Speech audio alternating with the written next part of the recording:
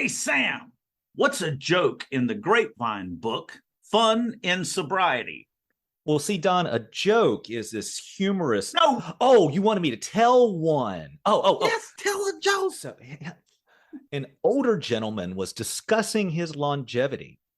I have never allowed alcohol to pass my lips, he declared. I never smoked or chewed tobacco, never went to a nightclub, dance, or a movie. I don't watch TV or listen to the radio. I don't drink coffee or tea. And tomorrow, I'm going to celebrate my 90th birthday. How? Where'd you hear that? I heard it through the grapevine. Welcome.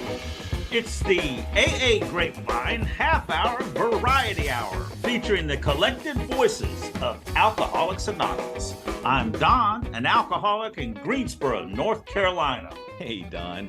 Hey, everybody, I'm Sam, an alcoholic in Palm Springs, California. Hey, Don, did you know that the General Service Office is asking members to contribute their stories of recovery to the 5th edition of the big book, Alcoholics Anonymous? Yes. They are seeking a wide range of AA experience, strength, and hope from the fellowship. Deadline for submissions is October 31st, 2022. And for more information, Google AA Big Book 5th edition. In fact, I'm doing a workshop on writing your story for the big book. And if anybody wants the prompts I've created, email me, podcast@aagrapevine.org, and I'll send them to you. Now, Don, why the long face? Long face? I don't know. Maybe it's the goatee that I have. A lot of people don't know I have a goatee. It stretches the proportions of my face out a little long, perhaps. Kind of horse-like, though. I mean, what? Nay. Maybe not so much goat-like, but... Well, I'm not sad, especially after that opening joke you read. In fact, I am resplendent in ebullience. Ooh, somebody's been on thesaurus.com. All right, so does that mean happy, joyous, and free? Yeah, and not glum and sober. Well, me too. It is possible to have fun while being sober. Get out! That's right. We've been talking about the book Fun in Sobriety for weeks now. Today is the day, and we've got two guests. John, the senior editor of the book, as well as the Grapevine magazine, and also Brian, one of the contributors, and they're with us right now. Say hi, guys. Hey, fellas. Which is which? Say hi, John. Oh, hi, this is John. Say hi, Brian. And hey, guys, thanks for having me. I'm Brian S. from Alexandria, Virginia. Glad you're here. Glad y'all are here. Thank you.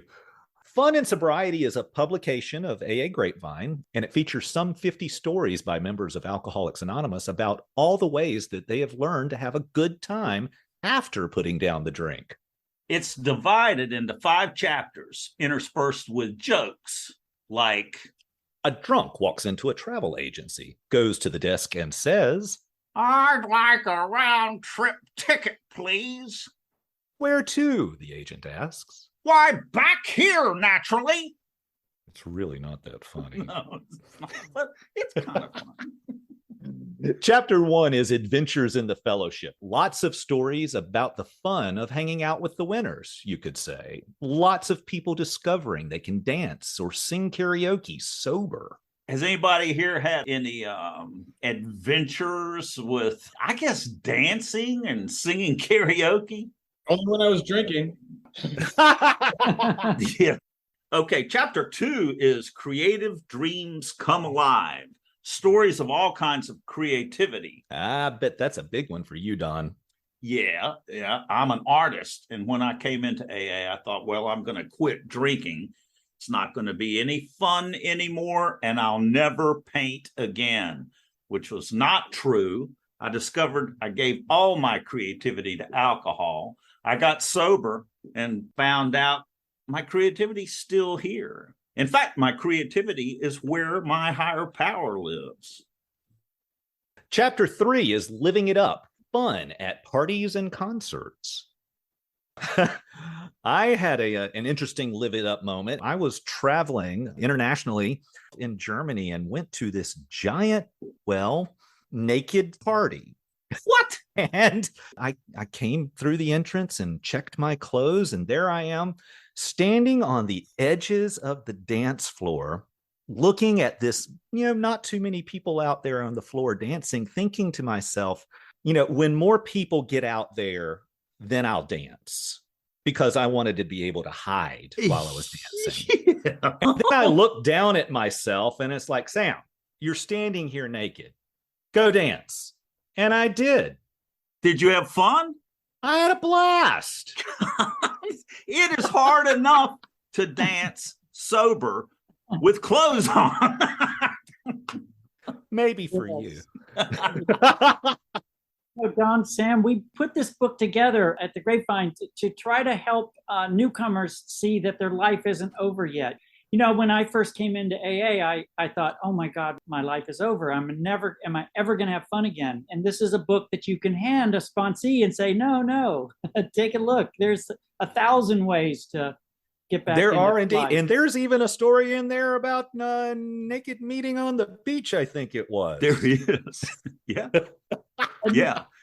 You're not the only nudist, Sam. I'm wearing clothes right now, by the way. Right. When we first try to stop drinking, we think, how am I going to have fun? What am I going to do with all of this time that I used to devote to drinking?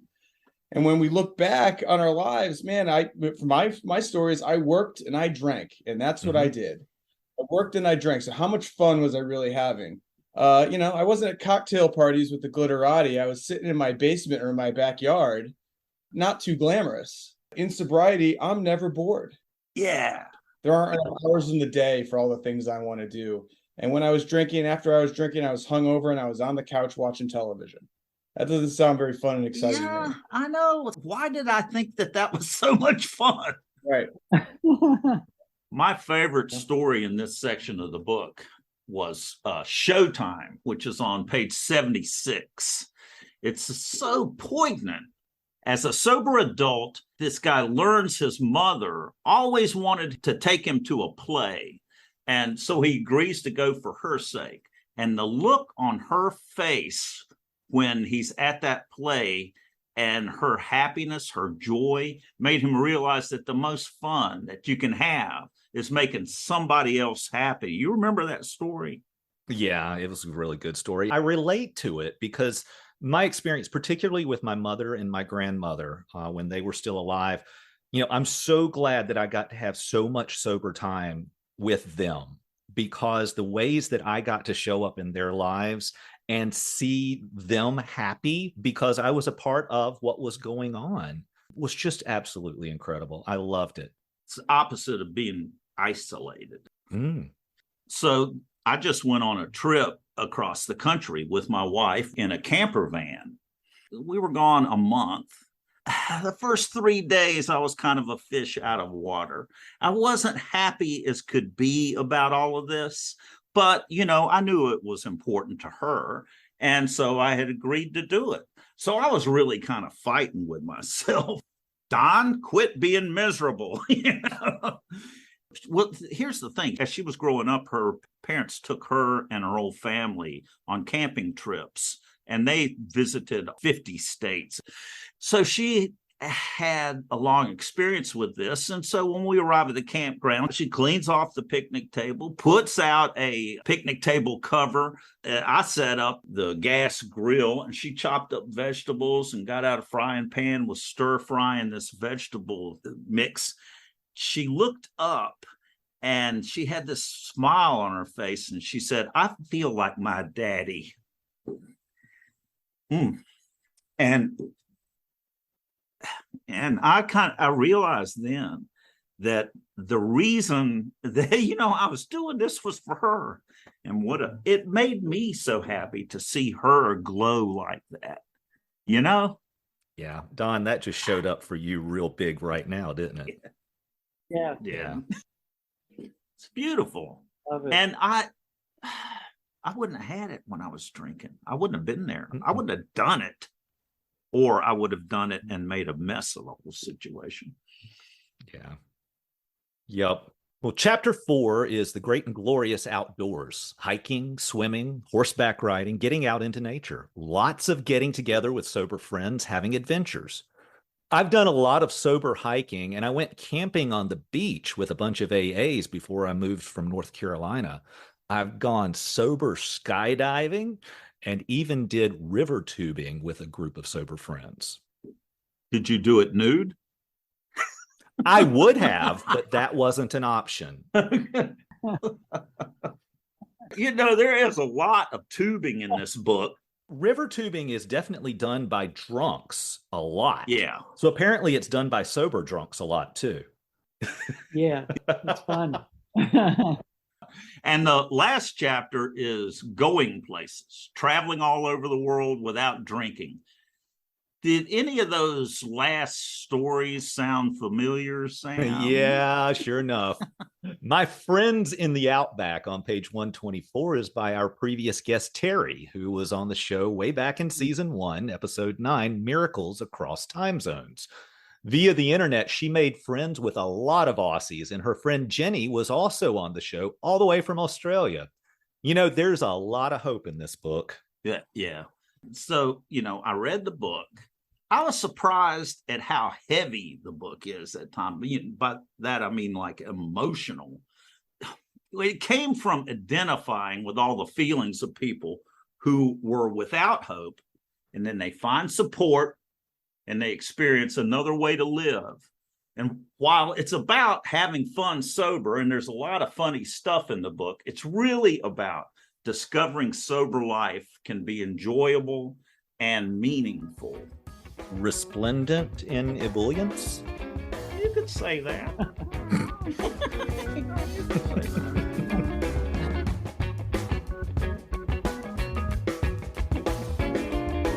Grapevine does not accept donations, but you can offer your support by making a purchase at store.aagrapevine.org or by the Carry the Message gift certificates to sponsor Grapevine subscriptions for alcoholics in need.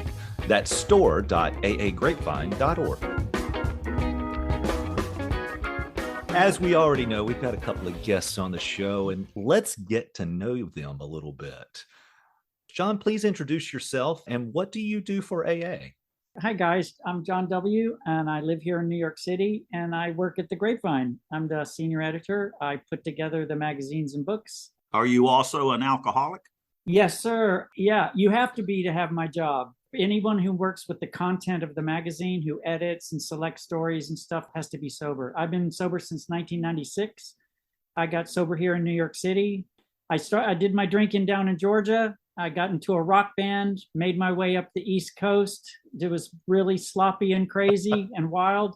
Got to New York City, moved here in the late 80s, and started working in the nightclubs. And I partied my way into AA. Once I hit New York City, I was on like the fast train to AA. I didn't know it.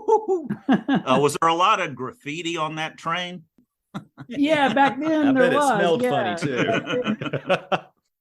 I got here before the trains were air conditioned. Now they're air conditioned. It was hot down there.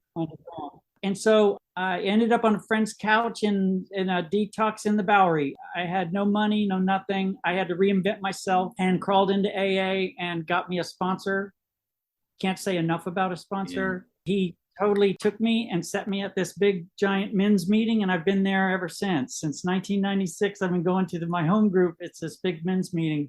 It's called PAX. It's just amazing place. And these guys patched me up and taught me how to not drink, and then told me to turn around and help the next guy. You said reinvent yourself, which is, I mean, that is exactly what happened to me. And that's what was so terrifying about getting sober. It's like, who am I going to be if I'm not drinking? Yeah. I just had to get out of the club world, and I had to get out of the rock band. I had to get out of showbiz. Right away I needed to. Not everybody does. I did. And then I thought, what now? And I had no job skills. I had all these crappy little sober jobs, and my sponsor just said, just do the next right thing. Just do the next right thing. Just show up. He kept telling me, like, I finally got into this magazine where I was answering phones and opening letters. And he said, go to the boss and tell him to give you more to do. And I was like, what are you talking about? Like, what? And I did. I'll never forget the face on my boss. He's like, "Who is this?" Like, and he gave me more to do. Guess what? Wow. Right? Instead of like doing the least possible. Yeah. And I stayed at that magazine for like the next 14 years, learned how to be an editor. And here I, and then I just somehow I made my way and ended up at Grapevine. I have no idea. And that was 10 years ago. Definitely not something you could have planned, right? No, I had no idea. No, couldn't have told me. What an amazing story. Yeah. Being editor wasn't your dream when you were in the rock band. No, not at all. I didn't know. In fact, I had been a photographer in college, and that's what kind of got me into that magazine. And when I got into the photo department, I discovered I love words. I love to play with words. I didn't know. And that's one of the things I love about AA is that you're now present. Mhm. And I just discovered, which something I never knew, that I like to play with words. A job opened up in the editorial department as like I was like a flunky to help the other overworked editors to do their extra stuff. They're always overworked. And they took me under their wing and, I learned everything under them, Yeah. John, what's something about putting together the book Fun and Sobriety that affected your own sobriety? Oh, wow. Gosh, that's a great question. I mean, I get that from every book that we put together. I love the books because it has me dive into the well of thousands of stories, which we have since 1944, and pick them out by subject. And we go in and we find a big mountain of having fun and sobriety. We absorb all of that, and that informs what kinds of chapters we're going to divide them into. You guys talked about those earlier. I'm so lucky that I have a job where I get to be reminded again and again and again and again and again and again how amazing AA transforms us. It opens my world. And this book especially helps you see that, your life's not over. Your life, memo to self, your life just started. Yeah. Yeah. And nobody feels that way when they get sober. Well, hey, Brian. Yeah. Introduce yourself, please. Brian S. from Alexandria, Virginia. My last drink was May 21st of 2019. My story, I was a professional guy, worked in politics for almost 20 years. Washington, D.C., big shot life, Ooh. Visions of grandeur, making history, being in the history books, and on the inside, just getting hollowed out. Mm. That hole in the soul just getting bigger and wider and deeper, and I'm filling it with alcohol. And then eventually it caught up with me, and I had what I call my terrible twos. I lost 2 jobs, I totaled 2 cars, and I got charged with 2 crimes. Mm. In the end, I was out of work and unemployable, and I turned a major bout of alcoholism into something really catastrophic. And eventually my sainted wife had enough of it, decided she'd take me to rehab, but I couldn't stay at home, and kicked me out of the house, which I like to say was the nicest thing she ever did for me. After a few days of thinking about it, because I'm an alcoholic, I got to think these things through. I love when Bill writes in the book about the choice of living life on a spiritual basis or an alcoholic death aren't easy alternatives to face. It was not an easy alternative to face. But I finally saw the light and accepted the ride up the road to rehab in 28 days, and I've been sober ever since. When I got out, one of my first meetings coming out, now, in the interim there, I used AA as, to get the wife off the back, right? Like we've all done that to get the employer, the judge, the spouse, the partner, the boyfriend, the girlfriend, somebody off our back. I did what a lot of people probably did, which is use AA as cover to go drink. I go back to that same meeting after I'm out of rehab, and I heard someone say, and this goes to kind of the fun and sobriety theme, recovery is like sex. If you're not enjoying it, you're not doing it right. And I put a few days at a time together, and my life gets pretty darn wonderful and full. I tried to live big, and my life got real small. And now I try to live right-sized, and my life is abundant. I love abundant. That's a fantastic word to describe what life is like. You hear it said a lot. I'm glad everything happened to me that happened to me, and most people call BS. I don't. Yeah. So you had to reinvent yourself too. Sure did. Yeah, absolutely. I'm a completely different person, both in who I am, how I live, what I think, and what I do for a living. I was so honored to have a little story of mine published in the Grapevine last year, which is in the selection of articles John has published as a book. And it's about me and my woodworking. The long and short story of that is I'm a few days out of rehab. I'm looking at all the stuff around my backyard. And just, you get out of rehab and you want to organize everything, right? You spend a month making your own bed in the morning and you just want to organize everything. Yeah. And so I said, well, there's a lot of time. A lot when of you quit time. drinking. The day is long. It wasn't working. So I bought a saw and a drill and built a box. Then I built the next thing and the next thing and the next thing, and just learning on the internet and YouTubes and books. And eventually friends said, Brian, you should start selling this stuff. So I put up a website, and now this is what I do full time. It's a wonderful way to get some freedom from economic insecurity, for one. Mm-hmm. Two, we talk about in recovery the importance of being present. Well, I can't be thinking about what you think of me or the person who's mad at me or the fear I have about tomorrow when I'm standing over my spinning table saw. Okay. I got to be focused 100% on the job at hand, or else I'm going to lose my fingers.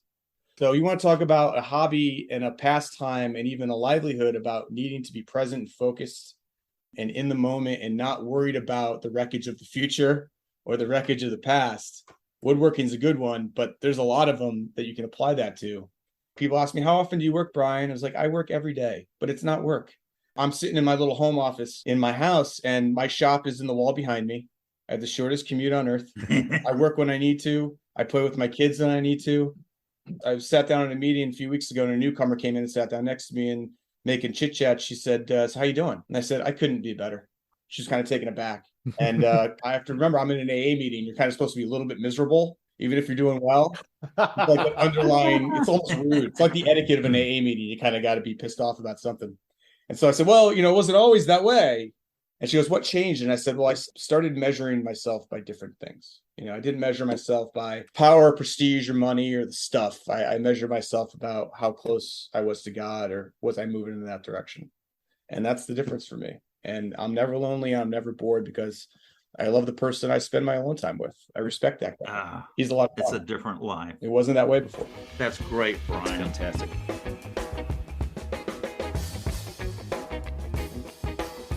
Okie dokie. We have some calls from listeners sharing their fun stories. First, Christopher in Calistoga, California. Hi there. My name is Christopher. I'm an alcoholic from Calistoga, California, and I have a little funny story about a fellow who showed up at the meeting, and he brought a picture of himself of what he looked like before. And he's pretty well beaten up, and he passes this around to everyone. He announced to the group, that part of the book where it says we sought lower companionship? Well, I was the guy you were looking for. There he is, the guy who is much worse than me. Thanks, Christopher. Yes, indeed. Thanks, Christopher. Next is Meg in Martinez, California. Hi, Grapevine. My name is Meg B. I'm from Martinez, California. I wanted to call in and share a story on the topic fun in sobriety. I got sober in 2008, and when I showed up here, I was just certain I was never going to have another fun day in my life, and I was fine with that. And we all know what happened. I found so much joy in AA. There was one time where my sponsor, me, and my sponsee all had annual celebrations around the same time, and my sponsee had gotten her first sponsee, who was going to celebrate 30 days, and we decided we need to go to a speaker meeting for this. So we all piled as many people as we could into a car and drove off to the local speaker meeting. The lady who drove us had just gotten a new car. It was beautiful, and she was proud, as she should be. As we pulled into the church parking lot, we went over the speed bump, and the most wretched sound came from under the car. It was like a horror movie scream of metal against concrete, and we all just shot each other terrified looks like, oh no. And we had the speaker meeting, and we all got our coins and celebrated and jumped back in the car on the way home. It was about a 40-minute drive of that metal screech, and we just laughed the whole time. We broke this lady's new car, and every time we would look at each other, we just bust out laughing. It was painful to laugh that hard.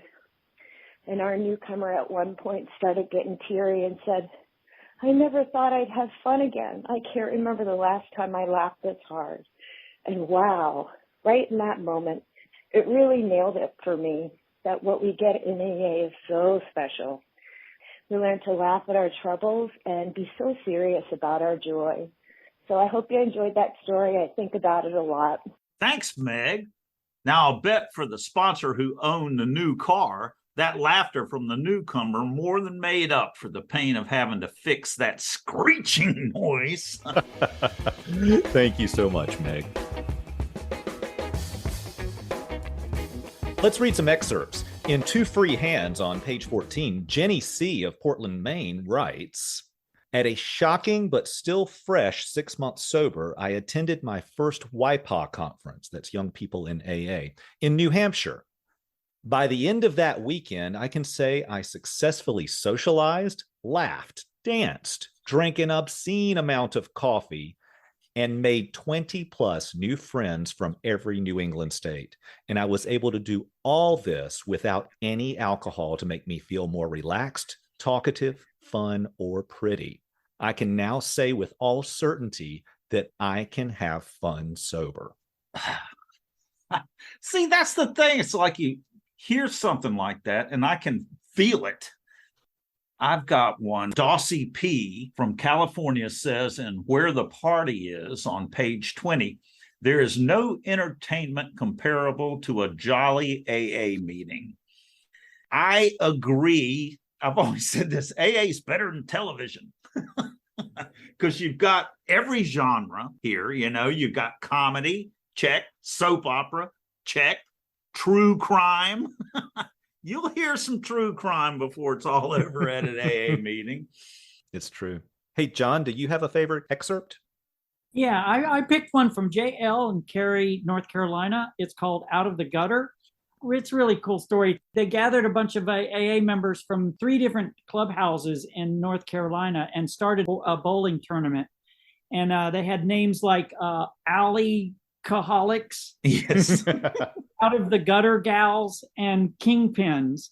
And one of the fun things they did after they've been bowling for a while is they adopted the steps for bowling. And I'm just going to read just a couple of the steps. Step 1, we admitted we were powerless over other people's bowling and our bowling curve. And when we mess up, our game becomes unmanageable. Step 2, came to believe that a power greater than ourselves could help us relax while we bowl, which makes for more sanity. Step 3, made a decision to turn our bowling game and our competitiveness over to the care of God as we understood him. And then I'm going to skip to 9, made direct amends to our teammates and competitors wherever possible, except when to do so would injure them with our bowling ball or others. Step 10, continue to take personal inventory and keep accurate bowling scores. And when we were wrong, promptly admitted it. Well, I heard a speaker one time say that he loved when he was drinking to play golf alone and cheat on his score. By himself. Oh, wow. Hey, Brian, you got one? You do. Page 22. You don't have to be a hermit as the title. And the remarkable thing is this was written in 1948, but it's as true for That's deep in the archives. 2022 as 48. Quote, the word I would like to pass on to newcomers is that you don't have to be a hermit to stay sober. You don't have to cut yourself off from fun and friends and normal activities when you stop drinking. Sobriety does not isolate anyone. Please believe us, you newcomers. Sobriety and AA open the door to more genuine pleasure, more real friends, more interesting activities, and infinitely more satisfaction than you have ever known before. In fact, it's virtually impossible to be a hermit in AA and stay in AA or stay sober. I love that. That gives me chills. I found it to be true in my life. My home group tomorrow is going off to a giant picnic down at a state park. We have dinners and retreats and we go golfing. My 3rd grader, I said I was going to speak for a friend in the program, one of my sponsees. And he said, why are you doing that? I said, well, he's a friend and he's an alcoholic. He's an Alcoholics Anonymous. He says, you have a friend who's an alcoholic? I said, Teddy, all my friends are alcoholics. That's right. The second paragraph of working with others says that frequent contact with each other is the bright spot of our lives, is. And I'll challenge friends in the program. Is it? And if it's not, why not? It is in my life. Love it. Alcohol wants us to be isolated and afraid. Mhm. I mean, that's where it leads. That's where it led to me. Connection is such a big part of this. Opposite. It's the opposite of addiction, right? Connection, connectedness. Yeah. Well, it's time for us to wrap up. John, the stories all came from the Grapevine magazine. How can people submit their stories to the Grapevine? They can go to aagrapevine.org and just scroll down a little bit and you'll see send us your story. And you click on that and there's instructions on how long the stories we're looking for, the different kinds of stories you can write. You don't have to write your whole long story, which we'd love for you to do, but you can write a story about an amend you once made or a sponsor you once had or something that happened at a meeting the other day. Or you can write a little short thing like that'll be in the letter section, so you can write about whatever you like, as long as it's AA and you can send your story in through the website. It tells you exactly how to do that. Just click and send it in. And I imagine you could probably also send in some of these sober dad jokes. Oh my God, we are looking for jokes. We need jokes. So please send jokes. And you don't have to make it up. You can just pass along really great jokes that you've heard. And also we're looking for photos. We're looking for cartoons. We're, those little kind of New Yorker cartoons in the magazine. Mm-hmm. We love people to scrawl little cartoons and send them in. We love using member art. We prefer member art. If you do watercolors or illustrations, we can use that to illustrate the stories in the book. Fantastic. And then the photos, a lot of times photos are of meeting spaces, right? Yes, if Wells could talk section. That's real popular. People love that. Those beach meeting photos, they make me jealous, John. Yes. I love it. I love my church basement home group, but man, All right, folks. Well, you can get the book Fun in Sobriety at aagrapevine.org. Click on store and you can order a copy. John, Brian, thank you so much for joining us. Stick around. We got a really bad joke. I think the wits end joke ought to be right out of the book. Don't you, Sam? I think that's a good idea. I'm at the very wit's end. Cuckoo.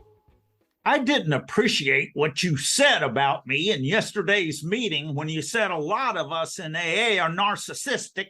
I was talking about me because when I share, it's always about me. I know you were talking about me. You were looking right at me when you said it. Oh, were you at the meeting?